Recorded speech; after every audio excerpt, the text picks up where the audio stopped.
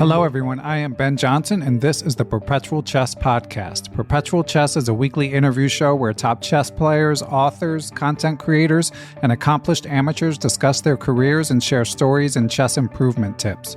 Perpetual Chess is a part of the Blue Wire Podcast Network, and we'd like to give special thanks to our presenting chess education sponsor, Chessable.com. For more information about the show, you can go to perpetualchesspod.com. But without further ado, let's get to the show. Hello, everyone, and welcome back to Perpetual Chess. We are joined this week by a return guest, a personal favorite of mine. He is an author and renowned trainer. As a player, he was the 2002 British champion, 2007 Commonwealth champion. As a trainer, of course, he is one of the best-known trainers in the world. He's worked with many of India's top players, including Grandmasters Harikrishna, Ramesh, Adhiban, and the young phenom Praggnanandhaa, among many, many others. He is a founder of ProChessTraining.com and Chess Gurukul in Chennai, India, and an author, most recently, of the insightful and challenging new book, Improve Your Chess Calculation. So we've got lots to talk about and are excited to welcome back Grandmaster R.B. Ramesh. Welcome. Yeah, hello, Ben. Really happy to be here again. Yeah, so happy to have you. And you joined me on the eve of starting a training camp for the India Olympiad. The Olympiad, of course, is basically the Chess Olympics, a team competition that will be in your hometown of Chennai. So Ramesh, we were just starting to talk before we recorded, and what you were telling me was interesting. So could you share what you will be doing in the next couple of days with our listeners? Yeah, so the Chess Olimpiad, as you mentioned, is coming to India for the first time. And it's going to happen in my hometown, Chennai. So I'm really happy about it. And India will be fielding two teams because it's usually one team, but because we are the host, we have the right to field a second team as well. And I've been appointed as coach for the second team, and it consists of players like Nihal Sarin, Praggnanandhaa, Adhiban, Gukesh, and Ronak Sadhwani. And from tomorrow till the 19th of June, we are going to have our first training camp with the team. And Praggnanandhaa, Gukesh, and Ronak Sadhwani will be attending the first camp. Yeah, so just a shockingly strong roster. First of all, for it to be, as you say, the second team for India, and to coach, to train players of that stature has got to be challenging. So how do you go about finding material for these grandmasters, fellow grandmasters? Yeah, so one, I have to rely heavily on my experience. I've had a couple of decades of experience working with players from different levels. I've been coach for the Indian team as well for the last 12 years. So I have had the opportunity to work with super strong grandmasters like Harikrishna, Vidit Gujirathi, Sashi Kiran, and even the previous Olympiad we had Anand among the team. So I have to rely heavily on my experience working with these players, and I'm also, of course, going to rely heavily from the recently published book, Improve Your Chess Calculation, and I hope the players would not have seen, at least Ronak and Gukesh would not have seen the book, at least not in full. That's one of my hope. And I'm also trying to study their games, trying to analyze these players' games from the last 3 years and pose them some interesting positions where they could have reacted differently than what they did in the game.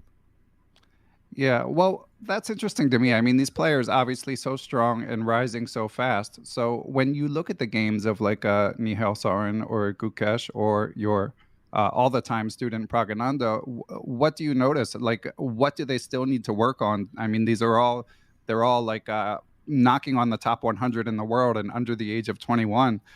So what sort of themes do you highlight?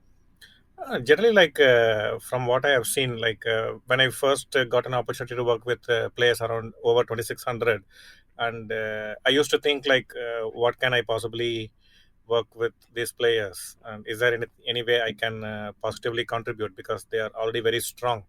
But then when I started working with them, initially it was with a lot of apprehension, but when I started working, I realized that they also have their own issues and they are not comfortable in many situations. And as a trainer, if I can identify those moments where they are not comfortable, and that is where the actual learning can take place. And I have seen worked with Prag from when he was like 1700 or so 7.5 years old kid. Now he's like close to 2650. And I've seen in the journey that at different phases of their career, they evolve. The kind of mistakes they make, it keeps evolving as they grow stronger. But issues still remain. And sometimes, like when opponent plays a new move in the opening which they did not expect, and how they react. Sometimes some players typically they slow down considerably, and the next few moves also they keep playing very cautiously, not to come out of the opponent's opening preparation unscathed, and in the process, next few moves they can quickly get into time trouble and make related mistakes.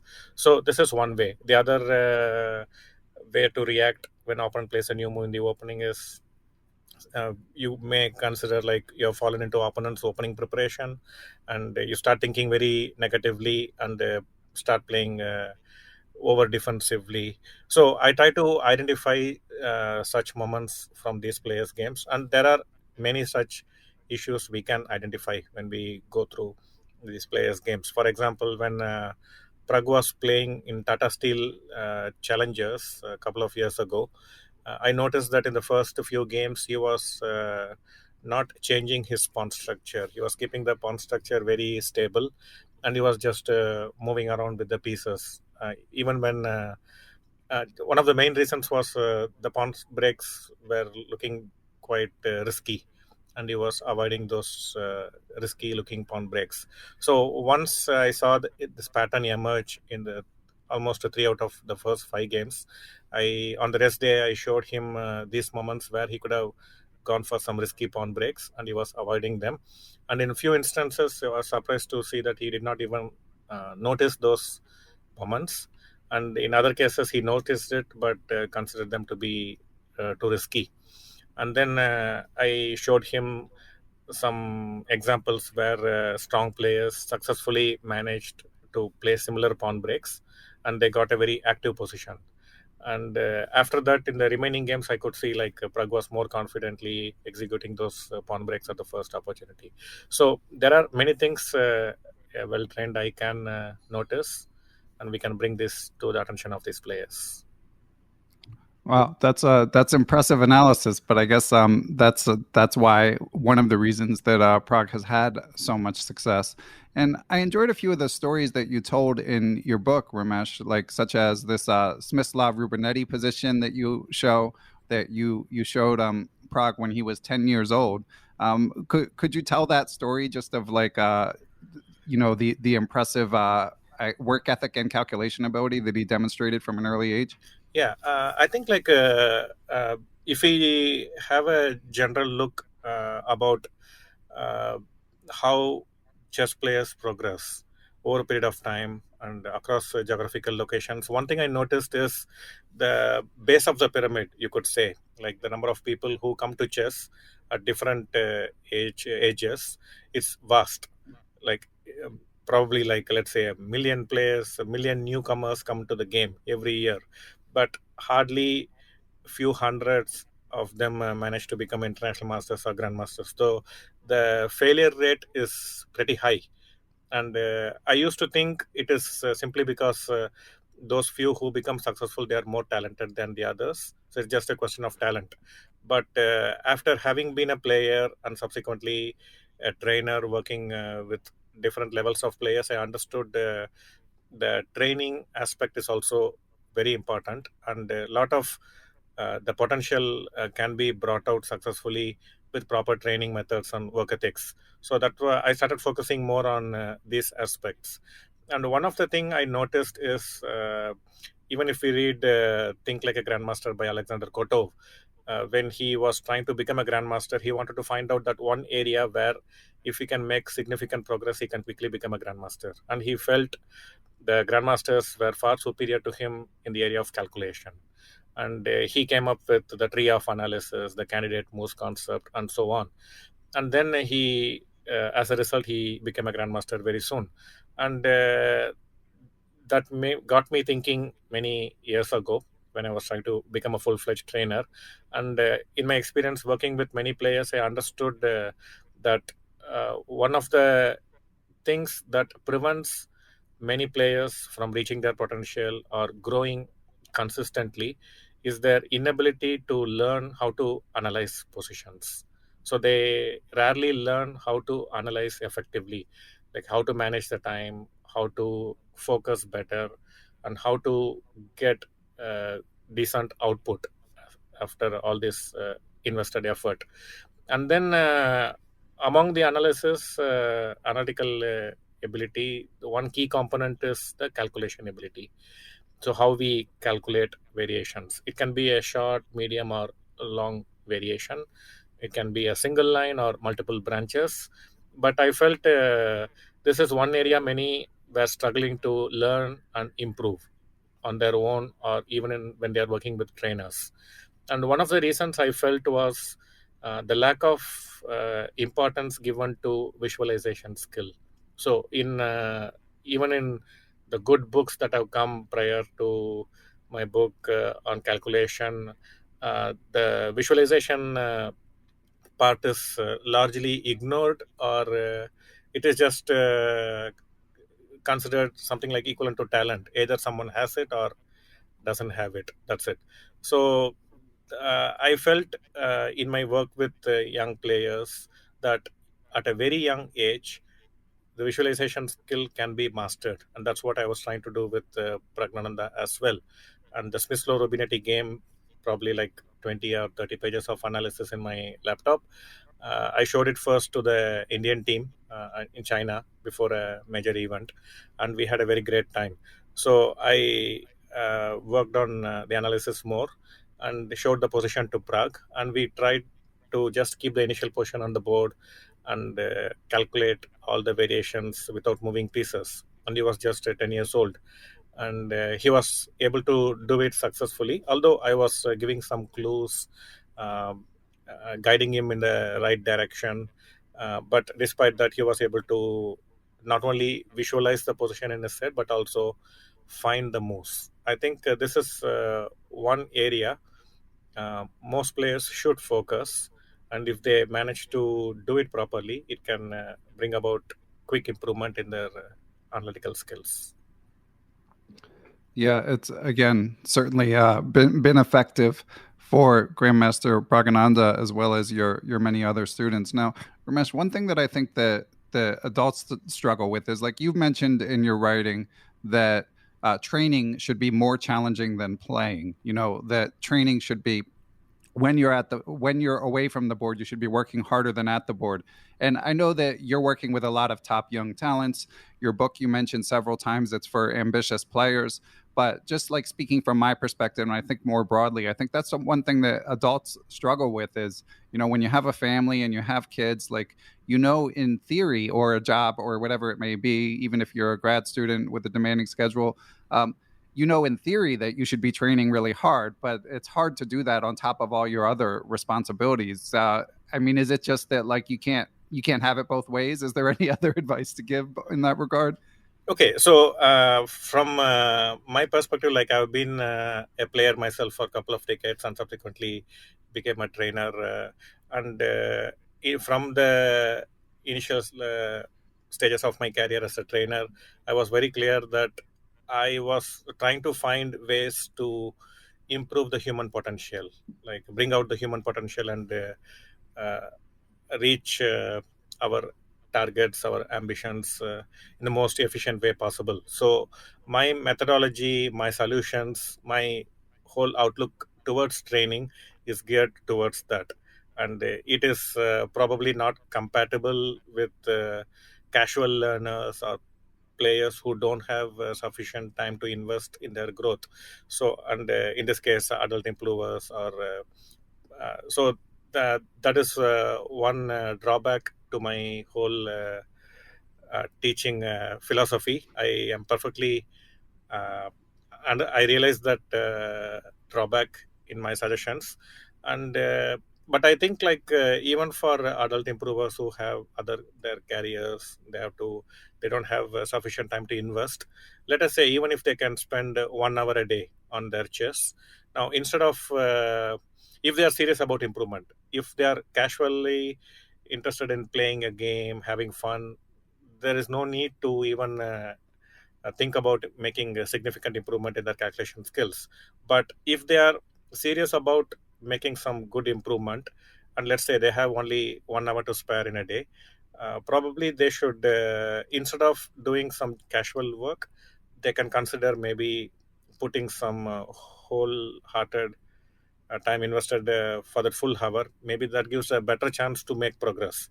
And if they can sustain it for, let's say, an year, and if they are happy with the progress they are making, then they can decide to continue in the same path, and or maybe increase the time they devote to chess, or they can just move to playing casual chess. Yeah, that's great advice, and I think that I fall in that category. An hour a day is about what I can spend on a good day, and yeah, I have to admit there are days where what I do is more challenging, and there are days where what I do is not. But I have realistic expectations. I'd like to get better, but if it doesn't happen, it's not the most important thing in life, which is also a realization that people have as life goes on and they have families and so on. But anyway, I mean, you've got so many great insights in this book about improvement, and one point you do highlight is you do feel like, despite what we might say about like it's hard if you don't have a lot of time, you do feel like visualization can be improved more than people think. I'd like to hear a little more about that. I had a quote from it, but if you could just generally discuss that topic, because I think sometimes people could also just use a pep talk, especially adults. Yeah, I think visualization is something like, let's imagine if I'm standing in a room and there is a wall right in front of my eyes, then my ability to see beyond the wall is limited. I cannot see what is behind the wall. But imagine I'm standing on a beach and I see water in front of me. Probably I can see a few miles ahead because there is nothing to block my eyes. So similarly, it is our own mental limitations. Many adult improvers, especially, they will have they. It is possible that they have a low self-esteem as far as chess skills are concerned. They might be thinking like, I'm not good in areas A, B, C. My calculation is not good. My attacking skills are not good. My openings are not good. So they may have many such self-limiting impression about themselves, and with these are the walls in my view. It's like these are the limitations we have imposed upon ourselves over a period of time, because we have not worked in these areas when we had the opportunity earlier, and then we start believing like we are not good in these areas. So one of my philosophy is like weaknesses, as generally considered, is simply absence of strength. So we have not acquired strength in certain areas, and we consider we are weak in those areas. So weaknesses, in my view, occurs only after we have invested sufficient time and effort into learning an activity, and despite a lot of effort and energy invested, we still do not make the expected progress. Then we can say maybe we are weak in those areas. But many times what happens, we see even coaches of very young children, the parents, they say like, my son or daughter or my student, they are not good in defense, they are not good in end games. So this kind of prophecies are made, and uh, they consider that children are weak in these areas. So I think this is a very incorrect approach. Until and unless the children have invested, or an adult improver have invested sufficient time in learning a skill and still not able to do so, we should not consider the individual to be weak in those areas. So if we can set aside our insecurities and prophecies that we are not good in calculation or visualization, and if we can, with an open mind, approach learning visualization skills, and through that improve our calculation skills, I think we can see quite significant improvement in our calculation skills. Just to start with some easy positions, not so hard, and just look at the position and try to find the answer in your head. And if you have come to a conclusion that you have got the answer, maybe check it one more time for mistakes. And I think this is a very important quality to learn in order to make good improvement in our calculation skills, finding mistakes in our own analysis, that self-critical approach. And after checking, we are still sure we got the answer, then we can see the solution. Typically, what happens in Chess or chess.com or various platforms, when we solve puzzles online, we typically only think about, let's say, if it's a white to play and win position, we only think about the first white move, and then we move the white move on the screen, and the computer makes the black's move. So here we are not even forced to consider our opponent's reply to our first move.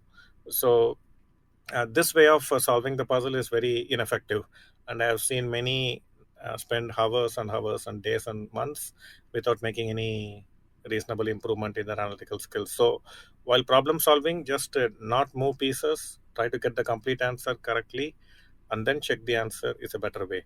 And if you can do this with easier puzzles and then gradually move to tougher ones, I think the visualization skill will automatically get better. Okay, great advice there. And I know you've written, I believe it was in your book, Ramesh, that unlike some other trainers, you don't feel it's super important that people write down the answer. It's okay to keep it in your head when approaching these exercises. Yeah, so when I work with my students, it's usually in groups. I very, very rarely work one-on-one with my students. Even with Prague or Arvind Chidambaram, Karthik and Murli, these are all 2600 plus grandmasters. We usually have group lessons. And in the same group, we also have players like 1800, 1900 level players sitting in the same group and solving the same positions. And at times what we do, like the stronger players will get the solution quickly, and then I give them the next position and so on. But generally, like in such group sessions, I suggest my students to write down the moves and show it to me, otherwise they could disturb others. But in general, um, I feel the training should also stimulate similar environment like in an actual tournament. And in actual tournament, we don't write down the analysis anywhere because it can become a tool to aid our analytical process. We may become dependent on writing down the analysis, and this is not possible during a tournament. So that is one of the reason why I suggest my students not to write down the moves where possible. And it is also important skill to remember the analysis in our head, and then we also have to know, once we finish one branch, we should know at to which moment we need to go back and go to the next branch. And if we write it down, all this becomes very easy. But when we don't have this opportunity during a tournament, we could struggle. Yeah, it's a really good point. It's something as I get older, I certainly notice that when I'm calculating, I lose my train of thought more than I used to. Something that Praggnanandhaa probably doesn't struggle with as much, but nonetheless, it's good to develop those habits early. Yeah. Now, we have a question from a Patreon supporter of the podcast that's related to what we've been discussing. We've got lots of chess improvement related questions coming for Grandmaster Ramesh, but let's get to this one from Michael Favela. Michael, thanks for supporting Perpetual Chess. And he asked, at what rating is it appropriate to begin working with blindfold puzzles?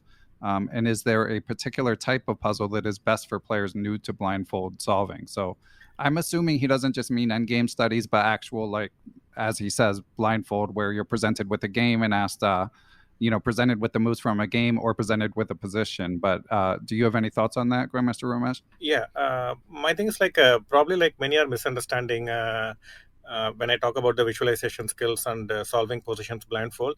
I don't mean like you don't even look at the initial position. It is very important at the initial stages to look at the initial position, and then we just solve without moving the pieces. That's it. So we don't have to be blindfolded, covering our eyes, or we don't even look at the position initially. It is very important to look at the position. It can be from a book or on the monitor, or you can set up the position on the chessboard. You look at the position, think, but we don't move the pieces. We don't see the subsequent analysis. All the subsequent analysis is happening in the head. That is what I mean. Probably many are mistaking it to understand like we don't even see the initial position. No, I don't mean that way at all. And regarding the source for material, I think this is something we don't have to worry too much. There are many good puzzle books One of my students, they asked when I was working with a young group of players, they were asking a similar question like, can you suggest some good books for solving puzzles? So I shared my screen, typed in Google chess puzzle books, and we got like million answers. So any of those books is good enough. So we don't have to worry too much about the quality of the material, because any decent book should be good enough. We should focus rather on the quality of our effort.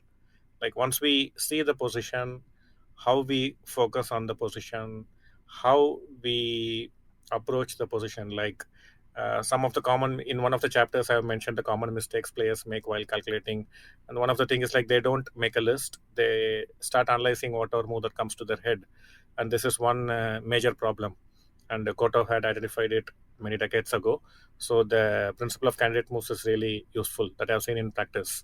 And the other is looking for forcing moves. This also saves a lot of time and energy, because I have noticed an untrained mind, they will go to some quiet move and try to make it work for many minutes, and they get frustrated in the process. So if you pay attention to looking at forcing moves, making a list, and then eliminate the ones which do not work, move to the next move in the list. So if we can start with some simple puzzles from any decent book, I think it should work out fine. Okay, yeah. And to Michael's question, Michael, I don't know your exact level, but if you message me, I can probably give more targeted recommendations. And Grandmaster Ramesh, in our first interview, when I asked him for book recommendations, he rattled off about 20 off of the top of his head. Yeah. So you can find lots in there. And I've mentioned before, but for adults who are, say, 1,000 to 1,200 level, one recommendation in particular is the Visualize course on Chessable, which specifically trains looking ahead in positions. And just one quick follow-up, Ramesh. So what about the actual aspect of playing blindfold as opposed to just solving visualization studies? I think a lot of adults might get decide that they want to specifically train playing blindfold. Do you think that that's a worthwhile investment of time, or is solving puzzles sufficient? I think solving puzzles is sufficient. We have to be very clear about the reason for doing these things. For example, playing a blindfold game. It's more fun and it can give us confidence if we are able to do it. But practically, to improve our visualization skills, analytical skills, just solving puzzles without moving pieces, but having a look at the initial position is sufficient. For example, when I work with Prague or other grandmasters or many good players I've worked with, we never try solving positions blindfolded, because we don't simply feel the need to do it. So, working specifically on playing blindfold games, I don't think it's practically required. It can be a fun aspect. It can give us confidence if you are able to do it. But beyond that, I don't see a necessity to do that. Okay. And one thing I'd add is your book, it's pretty challenging. There are, especially towards the end, there are some level 1 and level 2 type endgame studies that players, I would say, below 1800 can tackle. But beyond that, even though it's not blindfold puzzles, there are many puzzles where the variations go very deep. You know, it might be like an 8 to 10 move solution. So that, in a sense, is blindfold. As you say, it's just kind of like a more game-like scenario where you're not starting from scratch. You're starting from a specific position that's right there in front of you. Yeah. So in the book, I have tried to give the positions for 5 different levels of players. So in every chapter, in every topic I am discussing, I try to give positions for level 1, level 2, level 3, level 4, level 5. So for the players, and I've also given the probable rating bracket for each level. So for every player, it's better to first look at which bracket you fall under, and then try to work only on that level positions. So if you belong to the first level category, it's better to first solve all the first level positions in the book, and then go to the second level puzzles in whatever chapter we are at. Yeah, that makes sense. Okay, and we've got a bunch of chess improvement Q&A, and I want to talk about Grandmaster Viswanathan Anand's recent exploits. But Ramesh, first we're going to take a break and hear from our sponsors. Listeners, I just got the latest analytical breakdown of my Blitz game from Aimchess.com. On Aimchess, you can break down your Blitz games, your rapid games from all of the major chess sites. It collects the games on its own and provides you actionable information and puzzles.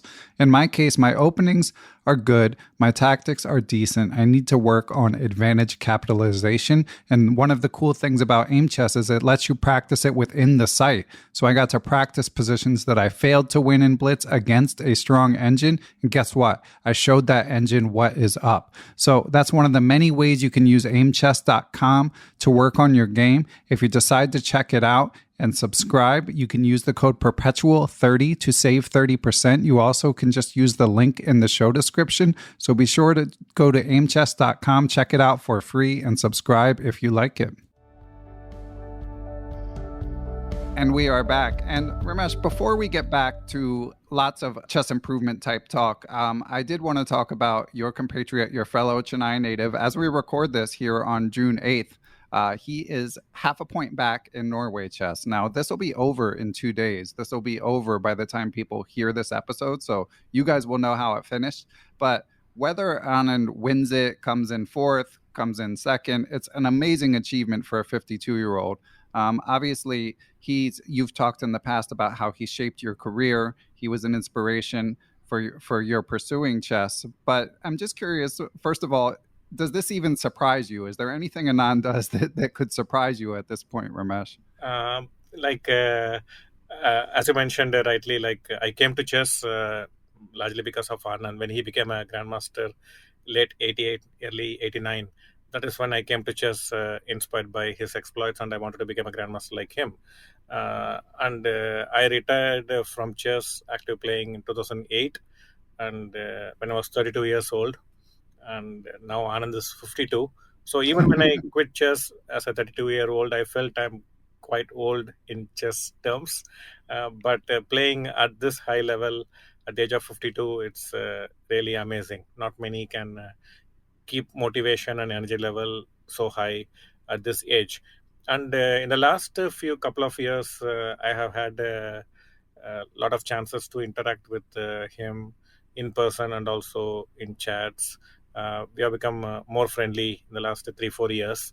And also I discuss a lot about how I can be effective with Prag's career, because he has been making rapid progress. And Anand is one who has gone through this journey himself. So he will have a lot of information to share and guide us. So he has been very helpful in guiding me on how I should work with Prag and so on. And so when the 2013 match against Carlsen happened in Chennai, I was a commentator in one of the TV channels during the match. And I felt very pessimistic about Anand's chances after the match. I thought, so it's time youngsters have taken over from Anand. So it's like one generation is taking over from the other. So I felt it'll be very hard for Anand to make a comeback. This was in 2013, 9 years ago. And when the match finished, within a couple of months, he played in the candidates and won very convincingly. And he qualified to play Magnus again in the next year's World Championship. So I was shocked beyond comprehension. Like, it was amazing to me. I had almost given up hope on Anand after that loss. But within a couple of months, he beats every other player and qualifies to play against Magnus in the World Championship. So I was shocked back then. And thereafter, he has won many strong events. He has won the World Rapid and Blitz. And the last couple of years, he has hardly played any major events. And I was not very sure about his performance here. But even in the Rapid and Blitz, which has happened just few weeks ago prior to this, and also here, his performance has been phenomenal.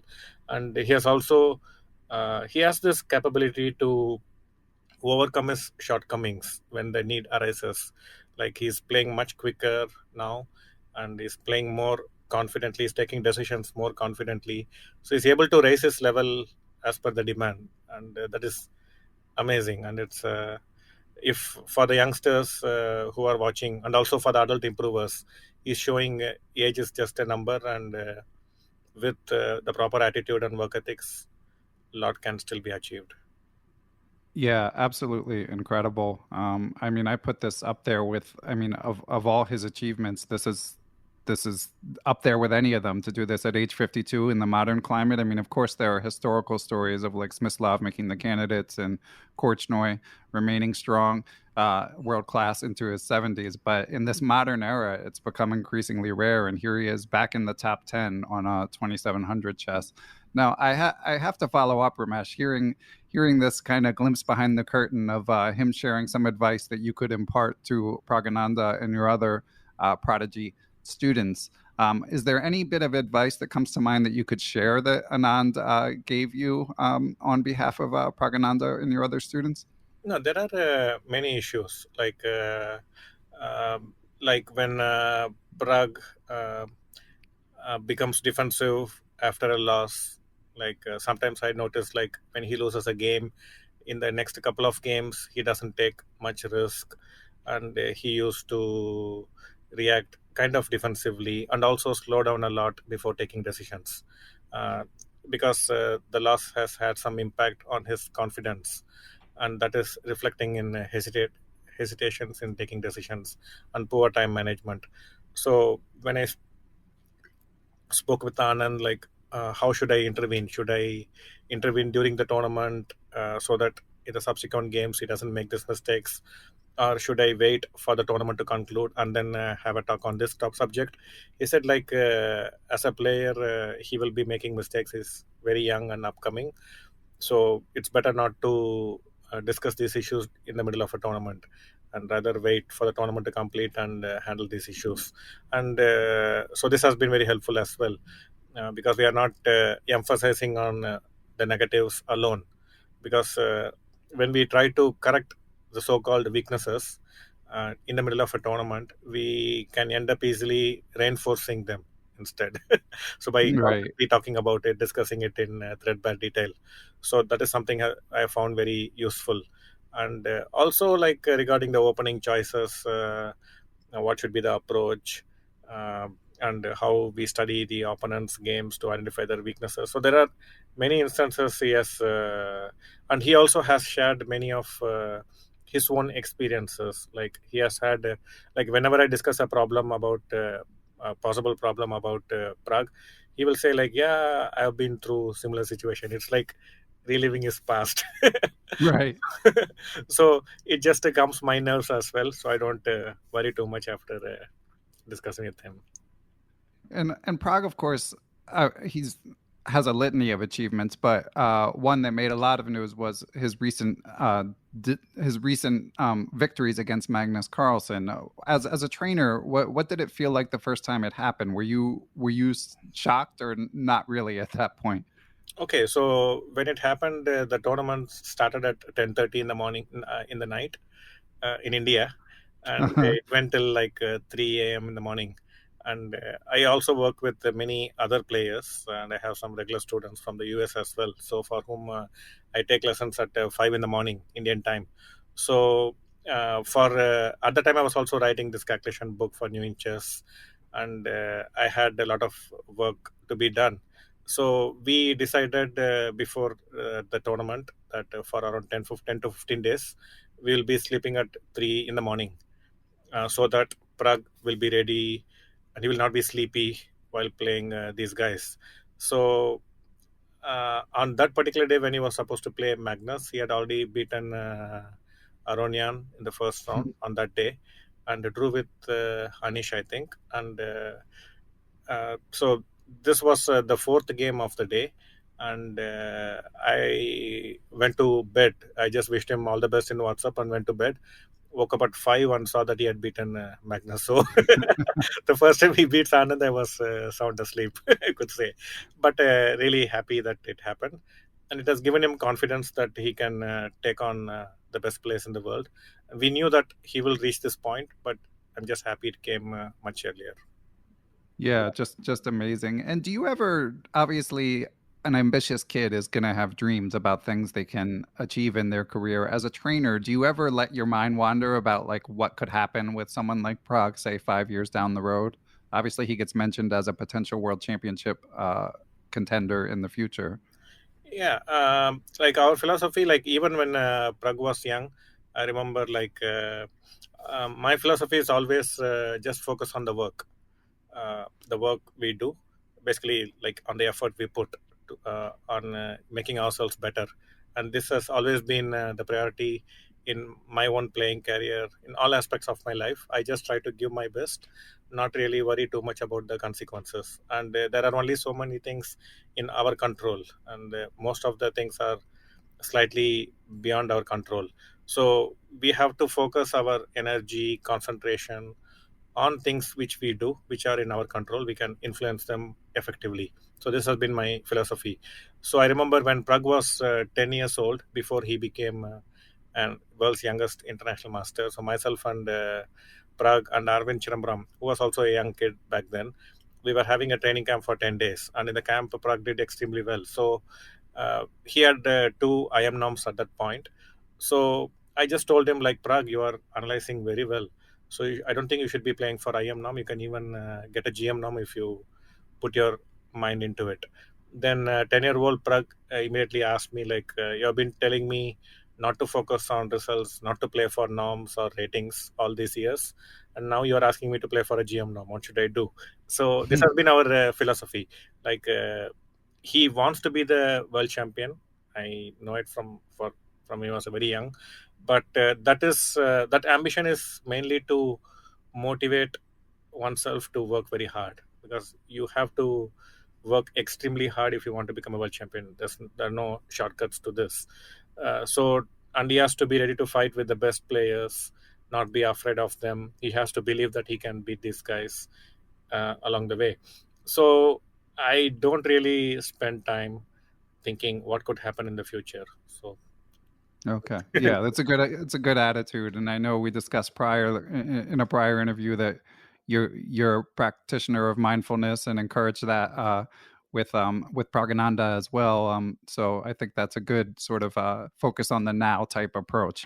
Now, Ramesh, we've got a lot of questions to get to, so let's hop into them from listeners, from supporters of the podcast. This one is from Jonathan Evans, who writes in, and he writes, I just bought your book, Improve Your Chess Calculation. I look forward to reading it. So his first question is, you mentioned that it's a series of books, and how many in the series are you planning? And the second is, do you plan to do a Chessable course?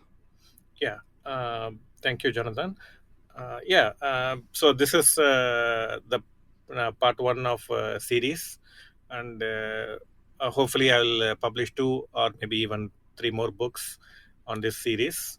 The first one I wanted to start with calculation because I have a lot of experience working with different generation of players in this area, and I wanted to share my views on this subject. And I'm also planning to do a Chessable course on the same topic, uh, the calculation based on the new chess calculation book. So hopefully it will also be out soon. That's great. Yeah, I think it's a good course for Chessable because a lot of these calculation exercises, people may want to come back to do more than once in order to appreciate all the nuances. And of course, there's a lot of variations that one could play through. So, um, do you have any? I know that these things, it can be tough to put a timeline on them, but do you have any rough estimate of when the Chessable course would be coming, Ramesh? I'm not really sure because I'm not so good at keeping up the timeline I promised to the publishers. It has happened a couple of times in the past.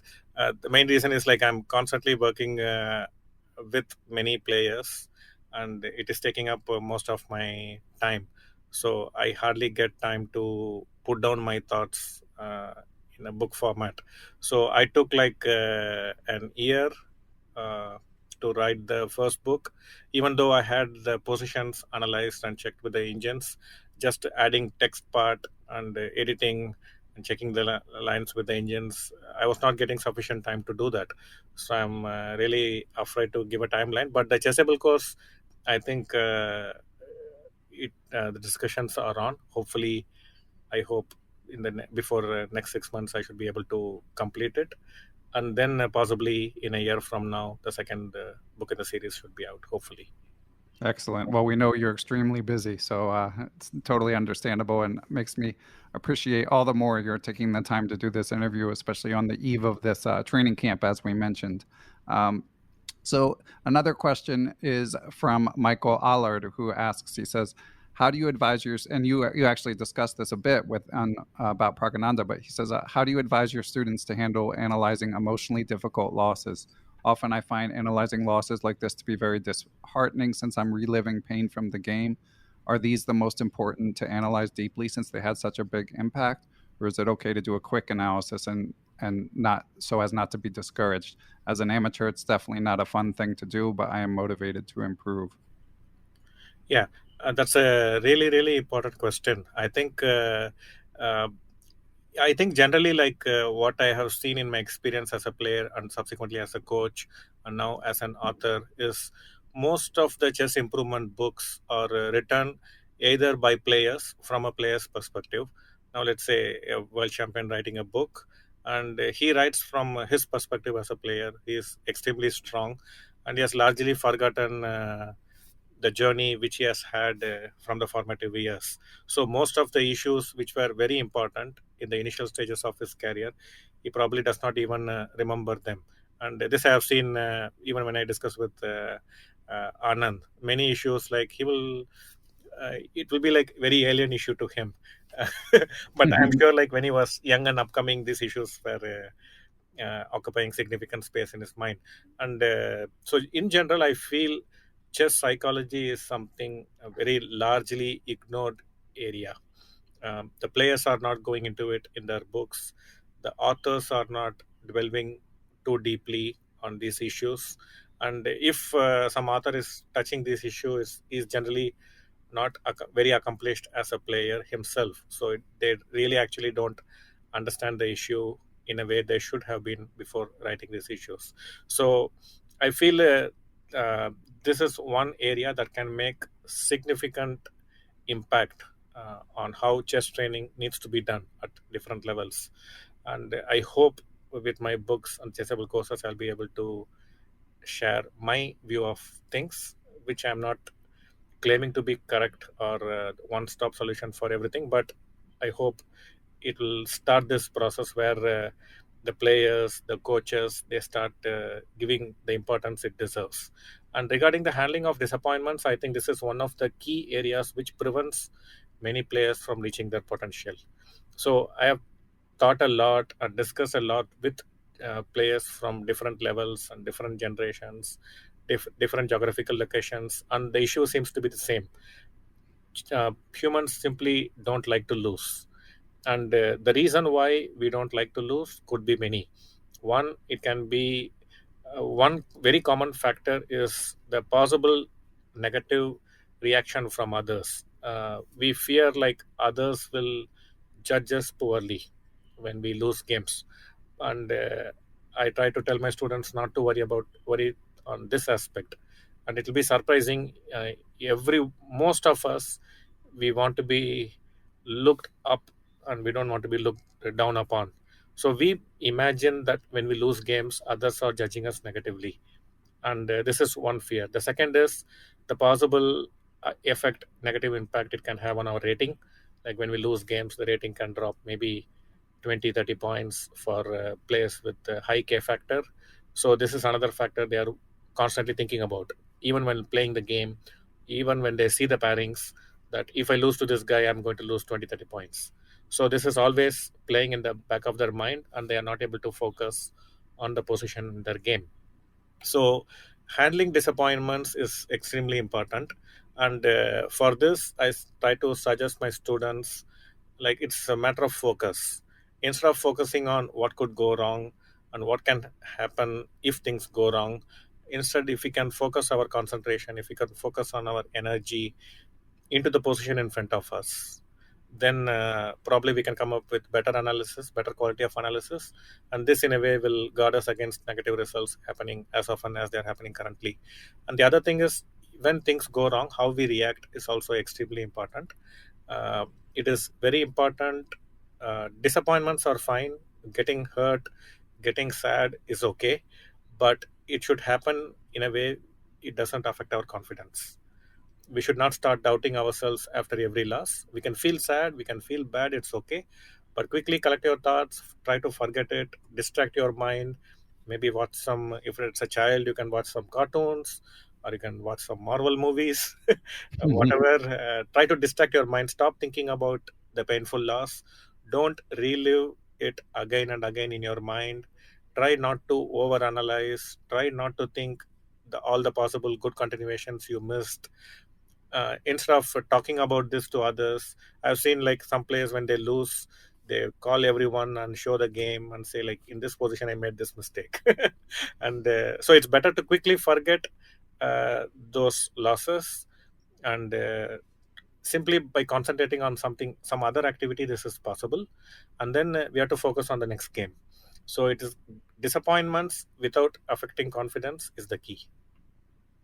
Okay, that's great advice. Yeah, and something that never goes away. Everyone has to deal with it at one point or another. So, um, okay, and we've got another question from Shubham Kumthakar. Thanks for supporting the pod, Shubham. And he asks, what are some key improvement realizations that you've had through your coaching experience? And he also asks, and you can pick either one of these, Ramesh, what are some common calculation mistakes that even grandmasters tend to make?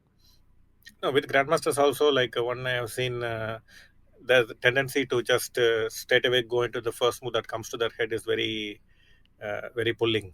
But in their case, like they are trying to trust their intuition because they are so strong. Uh, in a strong player's case, the intuition is rarely guiding them in the right direction. So they try to, and Dvorsky has suggested many times to trust our instincts. But I think that applies largely to stronger players, not at the lower level, because at the lower level, the instincts are not so well developed, so well evolved. So it's better to rely more on the result of the analysis at the lower level, except in case of time trouble where we have to rely on intuition. But at the higher level, they can guide their calculation in the way intuition takes them. And regarding improvement realizations, one thing is like try not to categorize yourself into one small circle. Like I've seen many players, even at their formative years, they brand themselves as I'm a positional player or I'm a tactical player, I'm an attacking player, kind of brands. Because once you brand yourself, then what will inevitably follow is you will try to play only those kind of positions. Like if I call myself an attacking player, then I try to keep attacking in every game I play. And even in my preparation, I will see only attacking games. And when I try to learn openings, I will try to choose only attacking variations.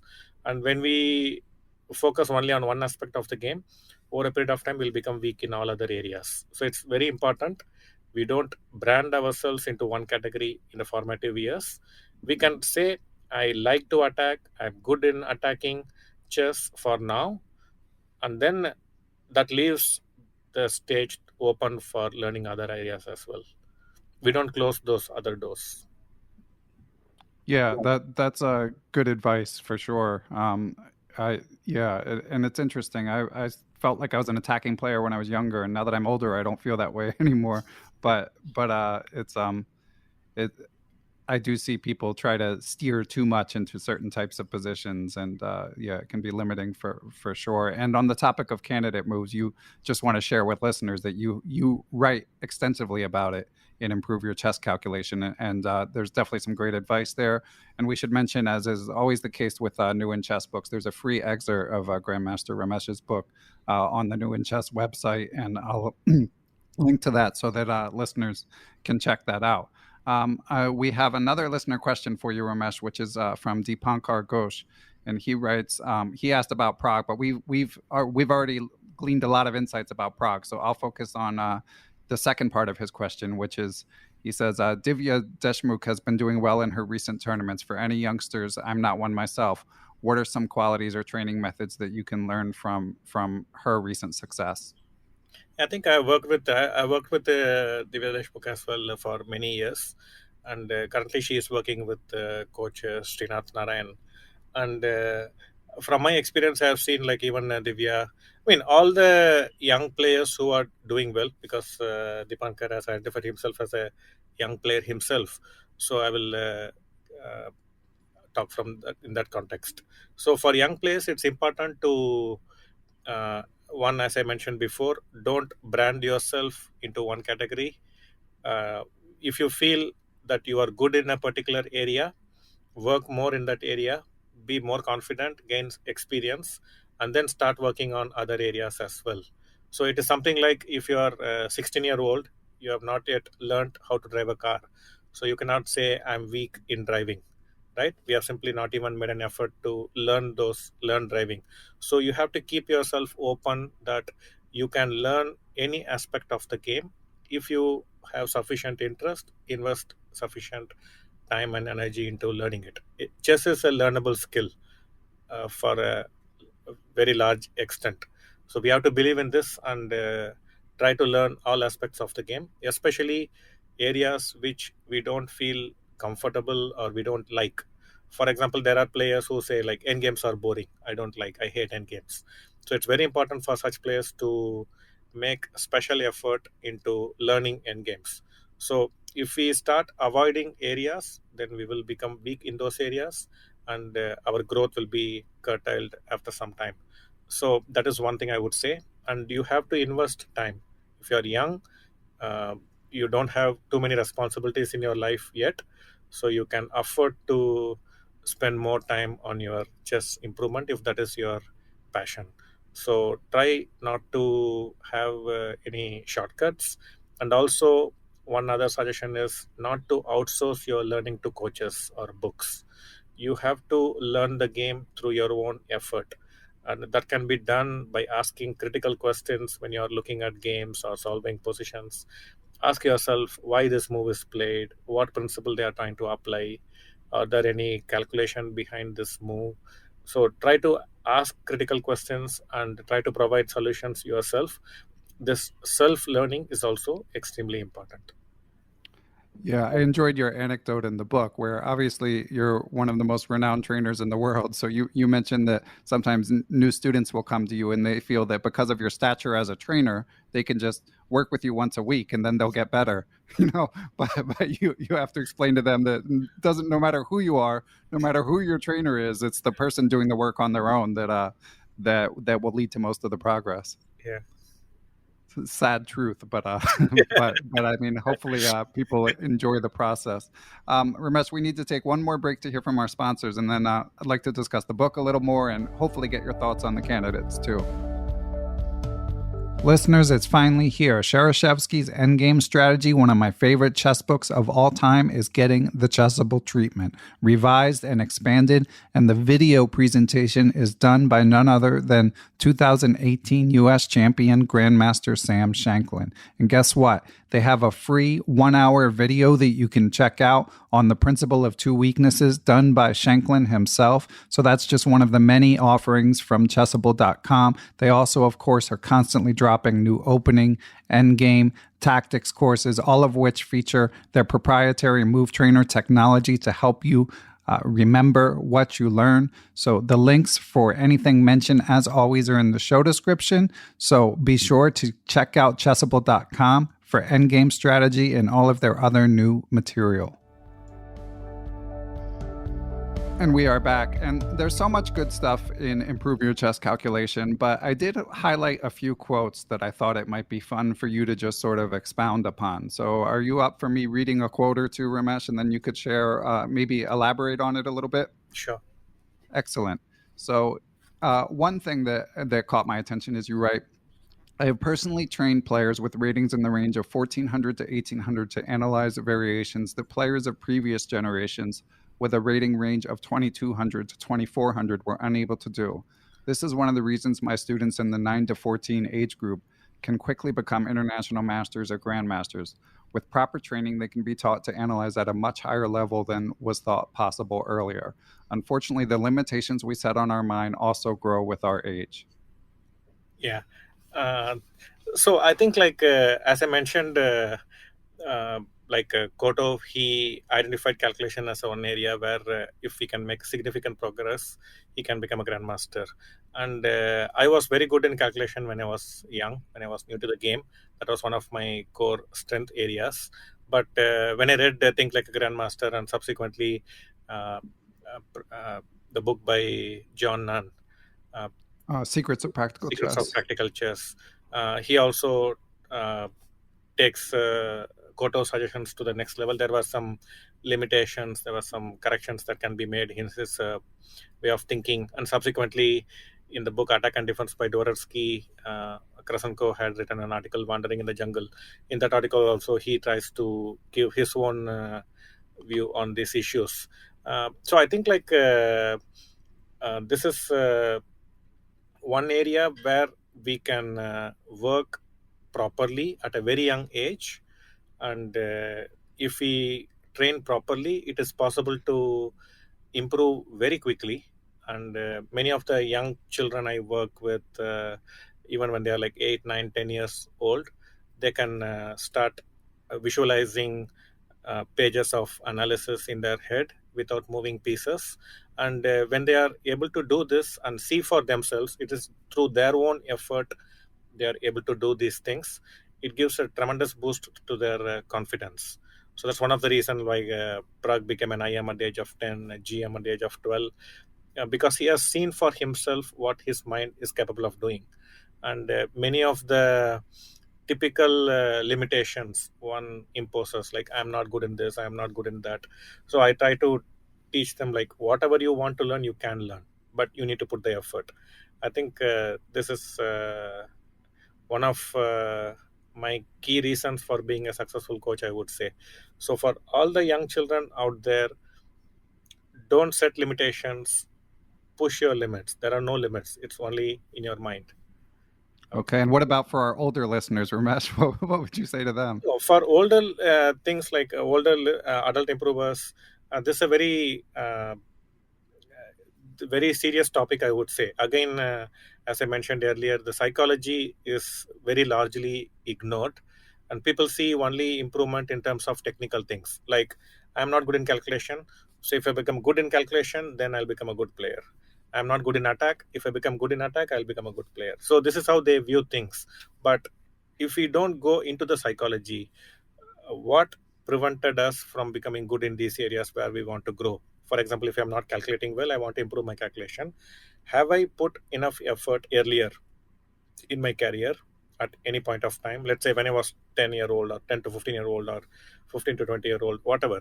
So had I invested time in earlier part of my career to make progress in calculation or not? That is one thing. And second, if not, then we are still like that 16-year-old who has never tried how to drive. We are in that situation.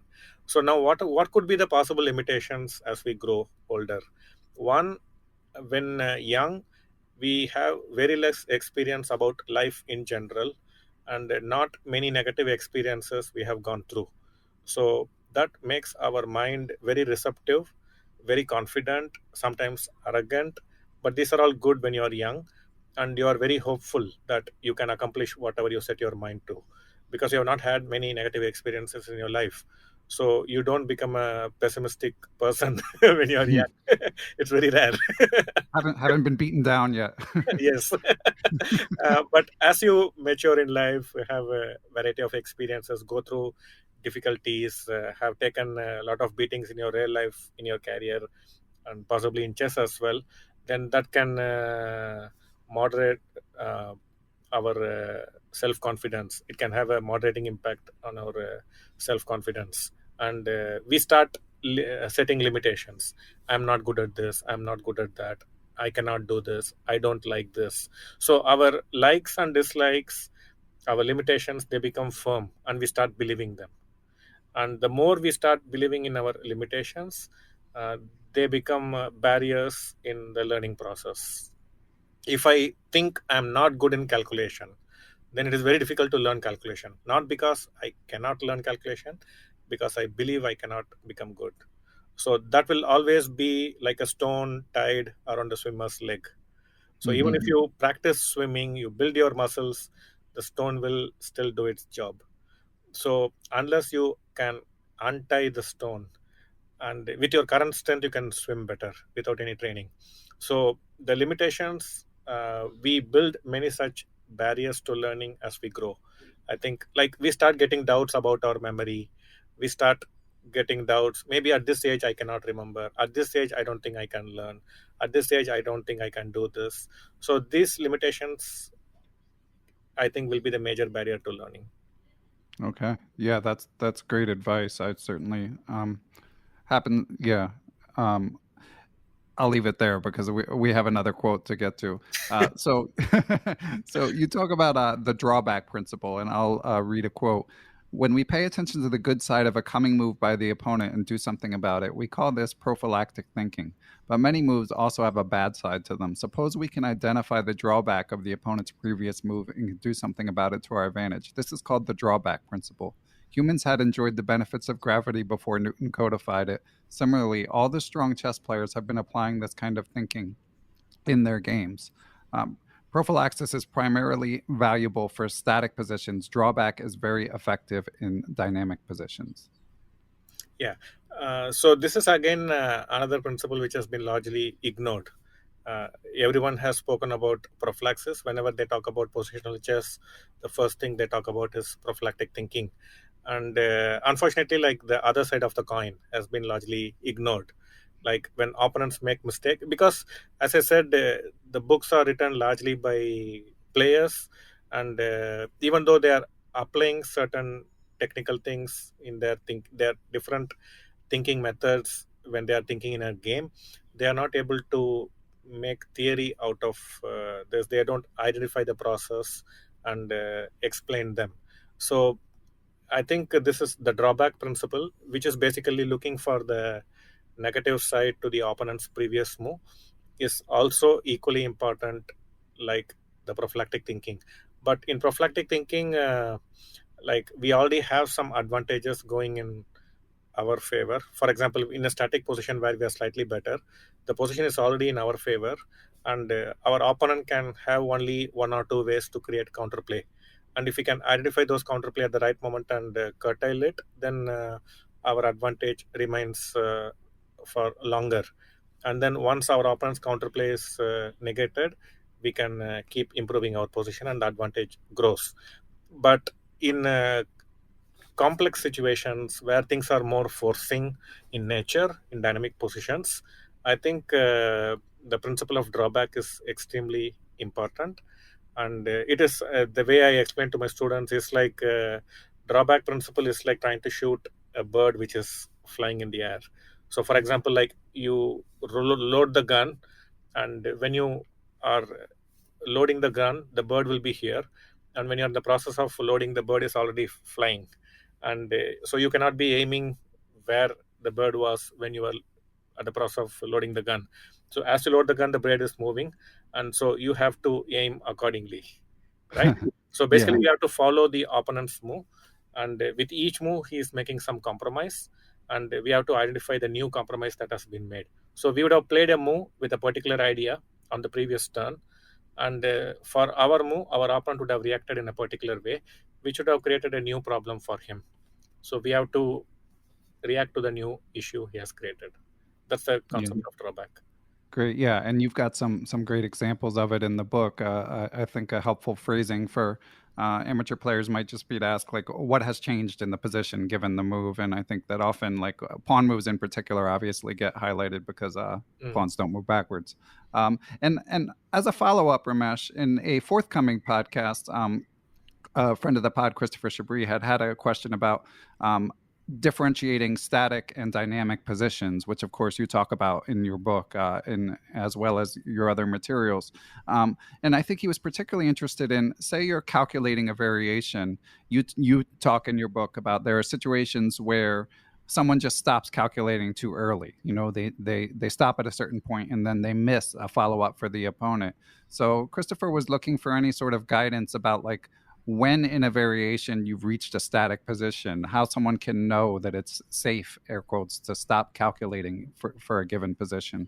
Yeah, so one is like, if there is an obvious gain in the analysis, for example, you start calculating a variation and at one point you are gaining material, let's say you win a pawn, then probably that's a good moment to stop the analysis, because there is a gain to our whole effort, and then you can stop the analysis there and try to evaluate.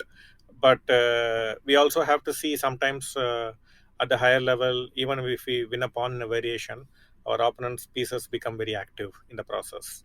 Earlier his pieces were passive and the material was equal, but at the end of the variation we are winning a pawn, but our opponent's pieces become active. Or for example, we have a good attack going against the opponent king, and after a first sequence of moves we are winning a pawn, but our attack slows down and the opponent's king becomes slightly safer than it was before. So in such moments the evaluation becomes very critical, and you can say I won a pawn and stop the analysis and thinking we are better, or many times the strong players would say no, winning the pawn here is not worth it, because my opponent's pieces are becoming more active, or that will give him compensation in the long run, which is not quantifiable, or my opponent's king becomes safer, my attack has slowed down, so I don't want to win this pawn. So the evaluation is very critical, and so that means how we evaluate the position, where we stop the analysis, is the key. If you are able to confidently and reasonably correctly evaluate a position in our favor, then that is a good point to stop. But this is something we need to learn through practice. And the other thing, other indication could be where the forced moves are running out. So forced moves are check, capture, threat, and I also add pawn breaks with my students. I consider pawn breaks as forcing moves as well. So when the forcing moves are running out, that is probably a good moment to stop the analysis, because whatever analysis we do beyond that point could be in the realm of our own imagination, and they are not forced. So probably that is another indication where we have to stop the analysis. Okay, great advice. Yeah, and for more on the art of evaluation, there will be a forthcoming podcast with Grandmaster Eugene Perelstein and FM Nate Solon on that topic, discussing their book. Now, Ramesh, I know you're a busy guy, so we don't want to keep you too much longer, but we've got a couple candidates-related questions. This will come out just 3 days before it starts. And the first one relates to Alireza Firouzja. So this question is from Aiko, and he writes in and says, first, I'd like to say I enjoyed the excerpt from your new book so much that I bought the book from the Forward Chess app. It's a joy to read it. My question is, what are your thoughts about Firouzja's rapid improvement? In the recent years, we've seen many hardworking talents like Pragg, Nihal, Gukesh, Kaimar, and so on, and they've slowly passed 2,500 and then 2,600, yet to pass 2,700. But Firouzja suddenly passes everyone to reach 2,800. Is there any explanation for this? And lastly, what are your thoughts about Alireza's chances in the upcoming candidates? I think a couple of issues here. One, it's not fair in my view to compare one player with the other, but I understand the world views differently on this. I'm fine with it. Regarding Alireza, he has been showing phenomenal progress, and unfortunately has not been as active in the last probably since the lockdown, and him moving from Iran to France has not been very active. But I have been studying his games as well when he was making that progress, reaching the 2,800 mark.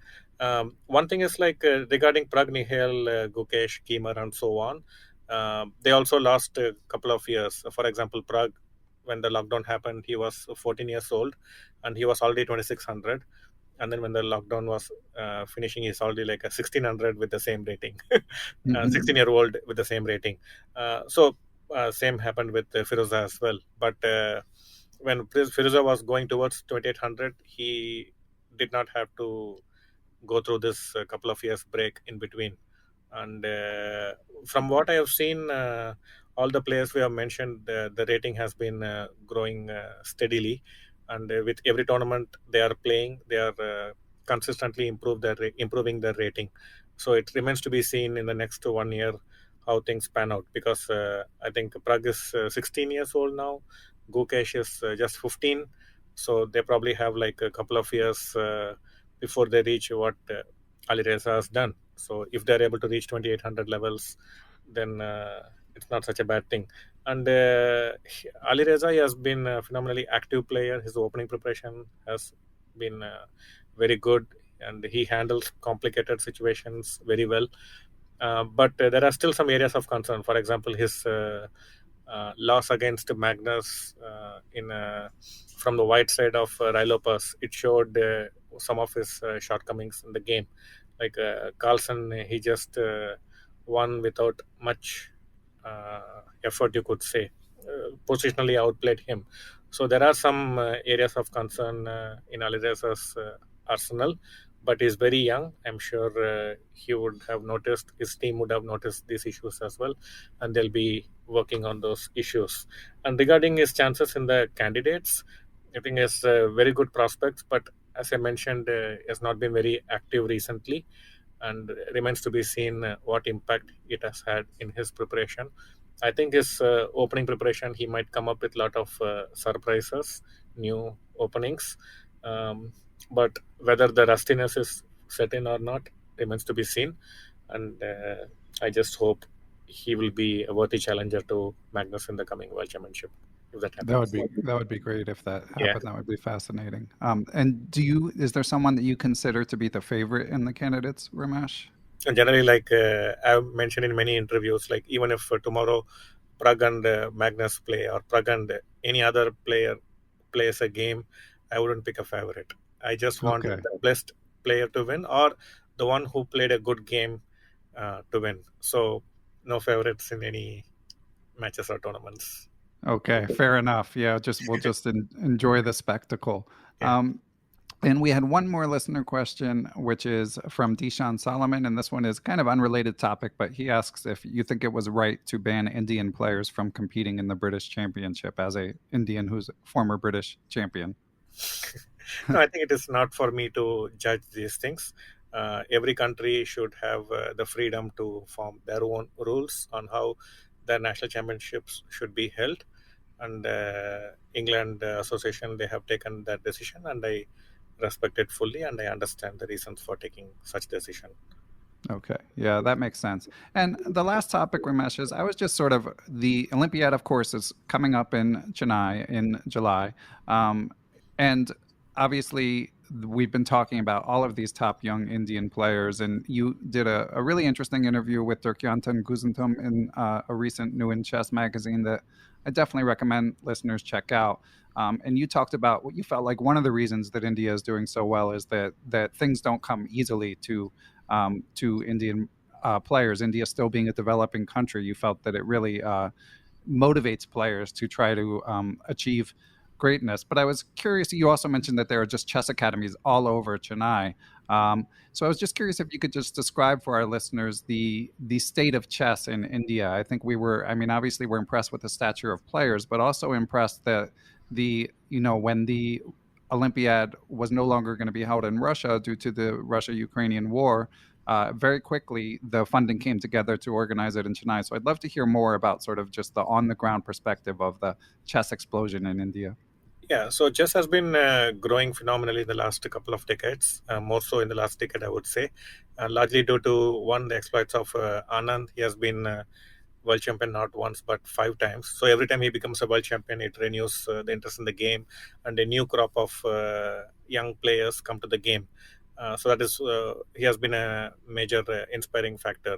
And the federations, the National Federation, the All India Chess Federation, and also India is divided into multiple states, and each state, most of the state federations, they are quite active in organizing different age category tournaments and the local open tournaments, and this gives a lot of playing opportunities for the Indian players. And also, as I mentioned, there are many academies blooming because not every chess player is able to make a career as a player. So at some point, they want to earn more money, make a living by turning into coaches, and they start their own academies. And this has had a very positive impact because the lessons learned from one generation is transferring to the subsequent generations. So, and also, like, they are able to reach to many young children. So, and all out of this large pool of competition, we are getting few players, young players, who are able to make a big difference at the international level as well. And yeah, so that's few reasons why chess is growing.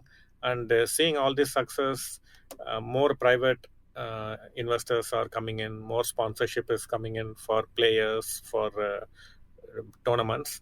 And when the Olympiad was cancelled in Russia, then ASF found an opportunity that we could do something big in India. So we have been looking for such opportunities, and luckily, when the current Olympiad cancelled, um, Srinath Narayanan and ASF Secretary Mr. Bharat Singh, they got an appointment with the Tamil Nadu Chief Minister. Tamil Nadu is the state where Chennai is the capital, where myself, Vishwanathan, and where the Olympiad is going to happen. And within a day, they gave go ahead. They agreed that they will fund the Chess Olympiad. So that's a fantastic news. And the venue is going to be Mahabalipuram. It's like few kilometers away from Chennai, and it's by the beach, and it's one of the oldest temples in the world. It was built by the shore, and that's one of the famous tourist spots. And there are many good hotels, resorts in that area. So I think it's a fantastic location for the Olympiad, and I believe all the most of the work has already been completed.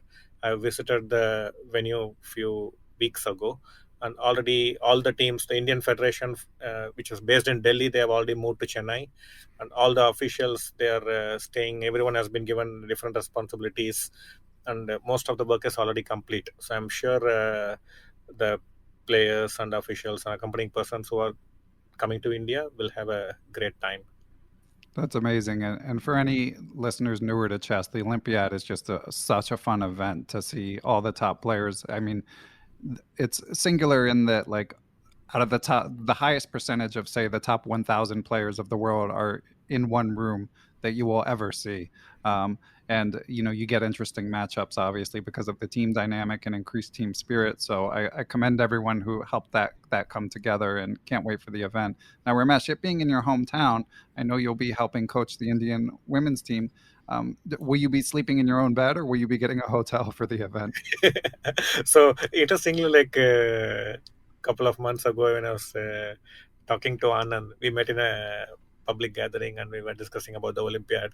He said, like, I just hope I'll get a nice room by the beach where I can Right. go for a walk, go to hit the gym, hit the swimming pool every day, Yes. because Anand will not be joining the Indian team as a player. He'll be mentoring the Indian teams. So he was talking about the same issue. That's funny. So, and I'll be coach for the second team, not the women team. So India will be My holding, mistake. hosting two teams for men and two teams for women, and I'll be coach for the second team, Okay, yeah, sorry, you had second men mentioned team. that earlier. My apologies. And the very last question, Ramesh, as I mentioned earlier in our previous interview, you rattled off about 20 book recommendations, and of course, there's recommendations scattered throughout Improve Your Chess Calculation. But I did want to ask, because I know you try to stay up with the literature, if there's any books that have come out in the past 2 to 3 years since our prior conversation that have caught your attention. I think many of the books, all quality chess books are pretty good, especially the Gelfand's book on that series of three books. They are extremely good for all levels of players. And earlier, I used to recommend you suppose nine book Yes. series. They are pretty good even now for especially players probably around 1200 to 2200 bracket. They still hold good, and I have not read many of the recent books. I could ask you about a couple that come to mind for me. Like, have you read Silicon Road to Chess Improvement? And To be honest, like I stopped reading books for quite some time now, because as a trainer, I wanted to form my own theories, my own. I wanted to explore my own way of looking at many of the training improvement issues. So if I keep reading books, I could be influenced by them. So I generally last 10 years or so I have not been reading much chess literature, but I've been following the topics that are covered in the books, the authors, and once in a while I read few paragraphs to get an idea what they are talking about. And I have spoken with my students on what books they learn work on. So that was one of the source where I suggested these books. But I myself have not worked on these books. Okay, Judith Polgar's books, they are oh, quite fantastic. good Yeah. as well. Yeah. and I can see like there are many old books that are being reprinted, like Endgame Strategy, Shershevsky. Yeah. So these books are also should be good. All the classics I would strongly recommend. Um, in general, I have seen both quality chess and new in chess. Their books are generally very high quality, and also Thinkers Publishing. These three I have been following at least the topics and the authors quite regularly. They're coming up with great books, but I have not studied Silicon Road to Chess Improvement. But I heard from Prague it was pretty decent, pretty good. So is Uh, Prague reading a lot of chess books? he not a lot, because he's working a lot on his openings and his issues, and in general, like, I give him positions and he solves. uh, so in middle game and end game, that's how the training largely goes. And he's also part of Vishy Anand's Chess Academy. It's currently online, where grandmasters Yusupov, Sandeepan Chanda, and Gayevsky, Wow. they are training Nihal Sarin, Arjun Erigesi, Gukesh, Prague, Ronak, and all these youngsters. They have been part of Vishy Anand Chess Academy in the last 1.5 years. Since January last, it's happening every week. The lessons are happening, and that has been largely one of the factors why all these players are making rapid progress. Amazing. All right. Well, Ramesh, you've been very generous with your time. I know you're an extremely busy man, and you're going to be seeing some of these players you just mentioned tomorrow. So I want to thank you. The book is called "Improve Your Chess Calculation." Definitely recommend it. It'll keep you busy for a long time. I managed to read it, but it's one of these books where now I have to go back and actually do it because there's a lot to do in there, and I could certainly use the work. So Ramesh, thanks as always. Congratulations on your success, and we're all looking forward to watching the Olympiad in Chennai coming up in about a month. Yeah, thank you, Ben, for the opportunity to interact with your audience. You've been doing a great job yourself, interviewing players, authors, coaches, and adult improvers, everyone who is interested in the game. You've been doing a great service for the popularity of the game. Really, thank you for the opportunity. Oh, my pleasure. Thank you, Ramesh. Thank you. Thanks to everyone who helps make Perpetual Chess possible. Big shout out to my producer, Matthew Passy. I'd also like to thank the Blue Wire Podcast Network, with whom we are proud to be affiliated. Be sure to follow us on social media, Beneficial1 on Twitter, at Perpetual Chess on Instagram, or you can join the Perpetual Chess Facebook group. You can email me, ben@perpetualchesspod.com. And of course, last but not least, I'd like to give major thanks to the Perpetual Chess Patreon and PayPal supporters. Those who choose to join that community based on their level of support can do things like submit questions for guests of the show, have access to live Zoom Q&A lectures with grandmasters who often have appeared on the show, going over chess games, answering questions, stuff like that. And you can even get access to ad-free Perpetual Chess if that's your preference. So, but most of all, thanks to everyone for listening, and we will catch you all on the next episode.